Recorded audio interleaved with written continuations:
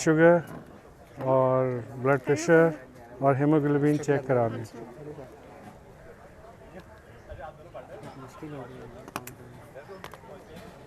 Sir finger turn कीजिएगा।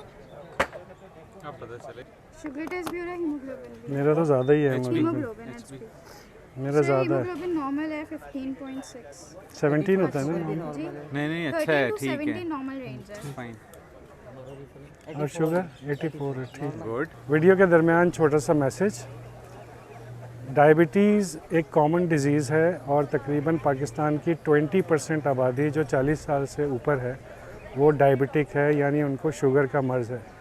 Sugar के मर्ज़ को कंट्रोल करने के लिए आपको रोज़ाना कुछ ना कुछ एक्सरसाइज करनी है, कम से कम 20 to 30 मिनट तेज़ तेज़ वॉक करनी है या जॉगिंग करनी है, या आप जिम जा सकते हैं, लेकिन ये करना ज़रूरी है। अगर ये नहीं करेंगे तो by the time you become 40-45 आपको शुगर, ब्लड प्रेशर और बहुत सारी चीज़ें हो सकती हैं। तो अपनी सेहत का ख्याल रखें।